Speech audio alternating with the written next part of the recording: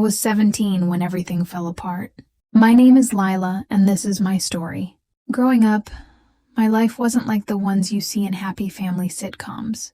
My mom worked 2 jobs, cleaning houses during the day and waitressing at a diner until midnight. Her hands were always rough, her eyes tired. But she'd still smile at me and my little brother, Tommy, like we were her whole world. My dad, he was a ghost. Left when I was 5, and the only thing he left behind was a hole in our lives and a stack of unpaid bills. Our apartment was small, cramped, and always cold. The walls were thin, and I could hear the neighbors fighting or laughing or living their lives while I lay in bed, staring at the cracked ceiling. Tommy was only 8, and he'd cling to me at night, scared of the shadows or the sound of sirens outside. I'd tell him stories, silly ones, about dragons and princesses, to drown out the noise. But deep down, I was scared too. Scared we'd never get out of this place. Scared we'd be stuck forever. School wasn't much better. I wasn't one of those girls who fit in.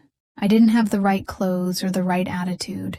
My jeans were always a little too worn, my backpack patched with duct tape. The other kids noticed. They always do. They'd whisper, laugh, or just ignore me like I was invisible. I wasn't invisible to Mr. Carter, though. He was my history teacher, and he saw something in me. "Lila," he'd say, "you've got a fire in you. Don't let it burn out." He'd slip me books to read, ones about people who overcame impossible odds. I'd read them under the covers with a flashlight, dreaming of a life where I wasn't always fighting to survive. But dreams don't pay the rent. By the time I was 17, Mom was sick. Not the kind of sick you see in movies where everyone rallies around. It was the quiet kind, chronic pain, endless doctor visits and pills she couldn't afford. She stopped working and the bills piled up. The landlord started knocking louder, his voice sharp through the door. Tommy stopped smiling as much. I felt the weight of it all pressing down on me, like I was drowning in slow motion. That's when I met Jake. He was older, 22, with a crooked smile and eyes that seemed to know all my secrets. He worked at the corner store where I'd buy cheap snacks for Tommy. Jake was kind at first. He'd give me free sodas, tell me I was pretty, make me laugh when I felt like crying. He made me feel seen. And when you're 17 and invisible to the world, that kind of attention is like a drug. Jake had money. Not a lot, but enough to make him seem like he had it all figured out. He'd flash cash, buy me little things, a new scarf, a burger when I was hungry. I didn't ask where it came from. I didn't want to know. But one night he told me, "Lila," he said, leaning close, his breath warm against my ear. "I can help you. You don't have to live like this." He talked about a guy he knew, someone who owed him money, a lot of money. "It's easy," he said. "We just take what's ours." I should have said no. I should have walked away. But I was desperate. Mom's medical bills were stacking up, and Tommy needed new shoes. The kind of desperation that claws at your chest, that makes you feel like you're suffocating. So I said yes. The plan was simple. The guy, some small-time dealer named Marco, kept cash in a lockbox in his apartment. Jake knew where it was. He'd been there before, he said. All I had to do was keep watch while he grabbed it. In and out, he promised. My heart was pounding as we crept through the dark alley behind Marco's building. The air smelled like garbage and rain, and my hands were shaking. Jake handed me a cheap burner phone. "Text me if anyone comes," he said, and then he was gone. Slipping through a window like a shadow, I stood there, heart racing, telling myself it was for Mom, for Tommy. But deep down, I knew it was wrong. I felt it in my bones. And then I heard it. A shout, a crash, the sound of glass breaking. My phone buzzed. Jake's text, "Run." I froze. My legs wouldn't move. I heard footsteps, heavy and fast. And then Jake was there, grabbing my arm, pulling me down the alley. "Go, Lila, go," he hissed. We ran, my breath burning in my chest, until we were blocks away. hiding in the shadows of a closed-up shop. Jake was grinning, holding up a wad of cash. "We did it," he said like it was a game. But I didn't feel like a winner. I felt sick. That night I lay in bed staring at the ceiling, the cash hidden under my mattress. It was $2,000, enough to cover a month's rent, maybe some of Mom's pills. But it didn't feel like enough. It felt like a curse. The money didn't fix anything. Not really. It paid the rent, sure, and Mom got her meds for a month. Tommy got new shoes, and for a little while he smiled again. But the guilt was like a stone in my stomach. Every time I looked at Mom, I saw the lie. I told her I'd gotten extra shifts at the diner where I worked weekends. She believed me because she wanted to, because she needed to. Jake kept calling. "We're a team now," he'd say, his voice smooth like honey. He wanted to do it again. Another job, more money. I told him no. I couldn't shake the feeling that we'd crossed a line we couldn't uncross. But Jake didn't take no for an answer. He'd show up at the diner, leaning against the counter, watching me with that smile. "You're in too deep to back out now," he said once, and I hated how true it felt. School became a blur. I couldn't focus. Mr. Carter noticed. "Lila, what's going on?" he asked one day after class. I wanted to tell him everything, to spill it all and let someone else carry the weight. But I couldn't. If I told anyone, it'd come back on Mom and Tommy. So I just shrugged and said I was tired. He didn't push, but he gave me a look that said he wasn't buying it. Then things got worse. Marco, the guy we stole from, wasn't just some nobody. He had friends, bad ones. One night, I was walking home from the diner when a car pulled up beside me. Two guys got out, their faces hard, their eyes cold. "You Lila?" one of them asked. My heart stopped. I nodded, too scared to lie. They didn't touch me, but they didn't need to. "Tell your boyfriend to give Marco his money back," the taller one said. "Or we find you again. And your family." I ran home, my hands shaking so bad I could barely unlock the door. Tommy was asleep, curled up on the couch with his comic books. Mom was in her room, coughing softly. I sat on the floor, my back against the door, and cried. I'd thought I was helping them, but I'd put them in danger. I confronted Jake the next day. "They know," I told him, my voice shaking. "They know it was us." His face changed, the easy smile gone. "You didn't tell them anything, did you?" he snapped. I shook my head, but I was done. "I'm out," I said. "I'm not doing this anymore." He grabbed my arm hard enough to hurt. "You don't get to walk away, Lila, not now." I yanked free and ran. I didn't look back. But I couldn't run from the mess I'd made. The next week, someone broke into our apartment. They didn't take much, just trashed the place, left a note on the table. "Pay up." Mom was terrified. Tommy was crying, and I felt like the worst person alive. I'd brought this into our home. I went to Mr. Carter. I didn't tell him everything, but I told him enough. That I'd gotten mixed up with bad people, that I was scared. He didn't judge me. He just listened, his face calm but serious. "Lila," he said, "you're stronger than this. You made a mistake, but you can fix it." He gave me the number for a community center that helped kids like me, kids who'd gotten in over their heads. I didn't want to go, but I didn't have a choice. The center was in a run-down building, but the woman who ran it, Ms. Rosa, was like a force of nature. She had a voice that could be soft or sharp, depending on what you needed. She sat me down and made me tell her everything. It spilled out of me, the money, Jake, Marco, the break-in. She didn't flinch. "You're not the first kid to make a bad choice," she said. "But you're here now. That's what matters." Ms. Rosa helped me come up with a plan. I'd give the money back. Not to Jake, but to Marco. I'd do it through a friend of Ms. Rosa's, someone who knew how to handle guys like him. It meant giving up every cent I'd saved, plus some I didn't have. I took extra shifts at the diner, worked until my feet ached and my eyes burned. It took 2 months, but I got the money together. Ms. Rosa's friend delivered it, along with a message. I was out, and I wasn't coming back. I thought that would be the end of it. I was wrong. Giving the money back didn't fix everything. Marco's guys stopped coming around. But Jake didn't. He'd text me, call me, show up at the diner. "You think you can just walk away?" He'd say, his voice low and angry. "You owe me, Lila." I didn't owe him anything, but he didn't see it that way. He'd gotten used to the idea of us as partners, and he wasn't letting go. I started avoiding him. I'd take different routes home, keep my head down. But it wasn't just Jake. The guilt was eating me alive. Every time I looked at Tommy, I saw the danger I'd put him in. Every time Mom smiled at me, I felt like a liar. I stopped sleeping, stopped eating much. I was falling apart, and I didn't know how to stop it.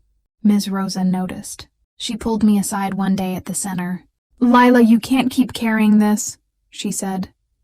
"You've got to forgive yourself." Forgive myself? I didn't even know where to start. But she gave me a journal and told me to write. "Everything you're feeling," she said. "Put it on the page. Don't hold back." So I wrote pages and pages of anger, fear, guilt. I wrote about Dad leaving, about Mom's tired eyes, about Tommy's small hand in mine. I wrote about Jake, about the night we stole the money, about the way it felt to run through that alley. It was like pouring poison out of my soul. It didn't fix everything, but it helped. For the first time in months, I felt like I could breathe. Then Jake found me again. It was late after a shift at the diner. I was walking home, the streetlights flickering above me, when he stepped out of the shadows. "You think you're better than me?" he said, his voice sharp. "You think you can just walk away and leave me to deal with this?" He was drunk, his eyes wild. I tried to stay calm, to talk him down, but he wasn't listening. He grabbed me, and before I knew it, I was on the ground, my cheeks stinging from where he'd hit me. I don't know how I got away. Maybe it was adrenaline, maybe it was luck. I ran, my heart pounding, until I was safe at home, the door locked behind me. I didn't tell Mom or Tommy. I couldn't. But I told Ms. Rosa. She called the police. And they picked Jake up the next day. He didn't have much of a defense. Too many people had seen him around. Too many knew what he was capable of. He was gone, at least for a while. But the damage was done. I couldn't shake the fear, the shame. I stopped going to the diner, stopped going to school. I stayed home helping Mom, watching Tommy, trying to keep the pieces of our life together. But I was breaking inside. I felt like I'd ruined everything. Like I'd never be more than the girl who stole. The girl who got in too deep. Mr. Carter came by one day. He'd heard I'd dropped out. He sat on our worn-out couch, sipping the weak coffee I'd made, and talked to me like I was still his student. "Lila," he said, "you're not defined by one mistake. You're defined by what you do next." He told me about a program at the community college, one for kids like me who needed a second chance. "You're smart," he said. "You're strong. You can do this." I didn't believe him, not really, but I was tired of feeling like a failure. So I signed up. It wasn't easy. I had to get my GED first, study late into the night while Mom and Tommy slept. But I did it. I got into the program, started taking classes. It was hard, harder than anything I'd ever done. But it felt good, like I was building something instead of tearing it down. College was a different world. The campus was huge. The classrooms filled with people who seemed to know exactly where they were going. I felt out of place at first, like I didn't belong. But I kept showing up. I studied, I worked, I pushed through. And slowly I started to feel like maybe I could do this. Maybe I could be more than my mistakes. One of my professors, Dr. Ellis, taught a class on digital media. She was tough but kind, with a way of making you believe in yourself. One day, she gave us an assignment. Create a video about something that mattered to us. I didn't know what to do at first. My life felt too messy, too raw. But then I thought about the journal Ms. Rosa had given me. the one I was still writing in. Maybe I could tell my story. I borrowed a cheap camera from the school, set it up in my room, and started talking. I told the truth about Dad leaving, about Mom's illness, about Jake and the money. I talked about the guilt, the fear, the way it felt to lose myself and then find my way back. I cried while I recorded it, my voice shaking, but I kept going. When I was done, I edited it on a free program, added some soft music, and uploaded it to YouTube. I called it The Girl Who Stole. I didn't expect anyone to watch it. I thought maybe Dr. Ellis would give me a decent grade and that'd be it. But people watched. First a few, then dozens, then hundreds. They left comments, some kind, some cruel, but most just real. People shared their own stories, their own mistakes, their own fights to be better. I read every comment, cried over some, smiled over others. For the first time, I didn't feel alone.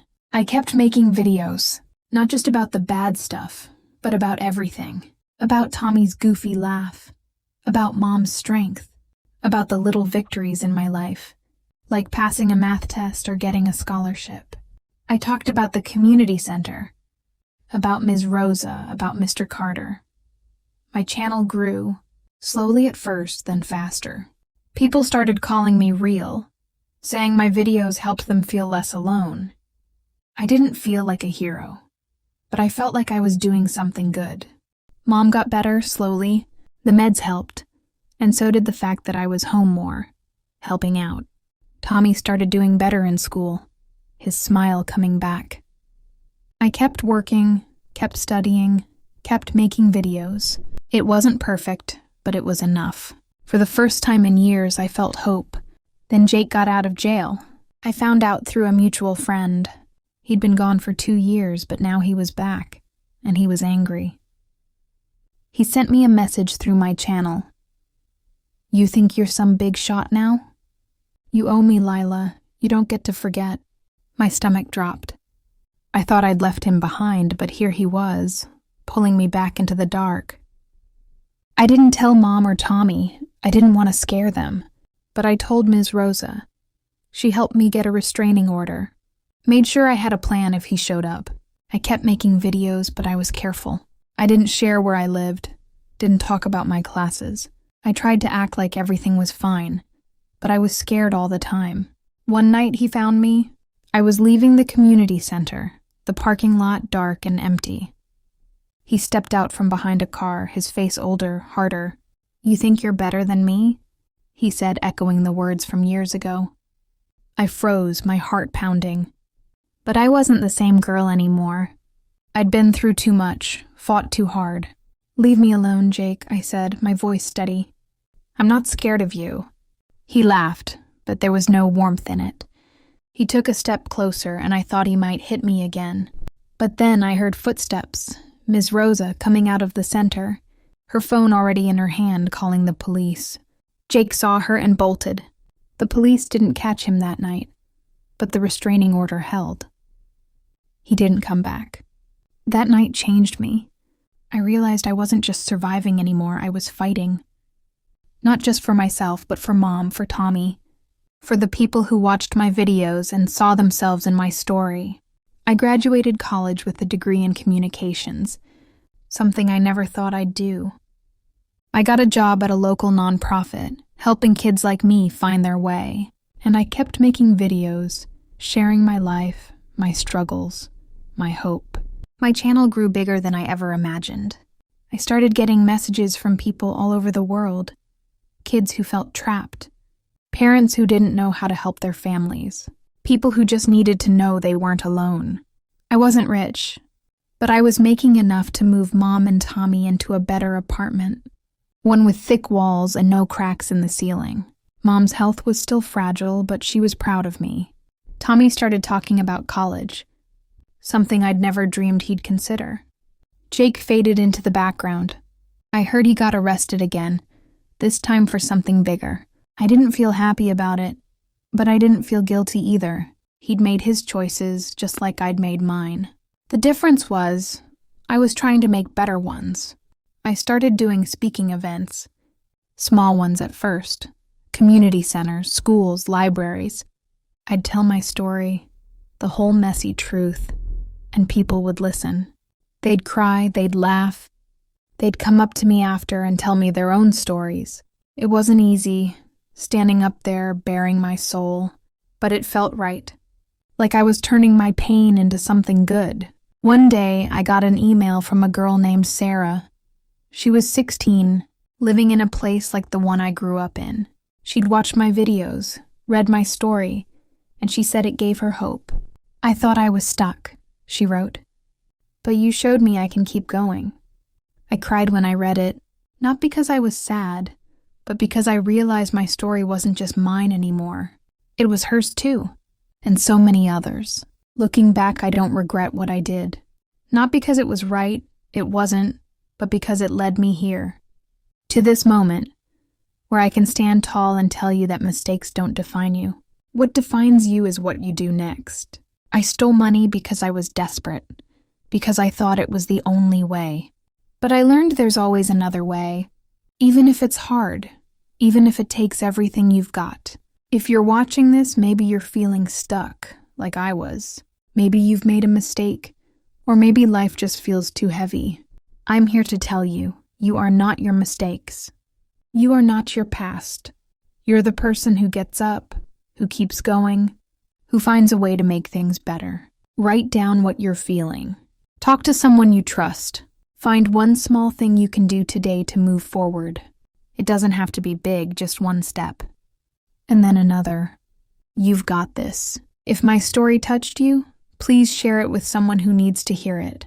Subscribe to my channel for more stories, more hope, and more real talk. Leave a comment below. Tell me your story, your struggles, your dreams.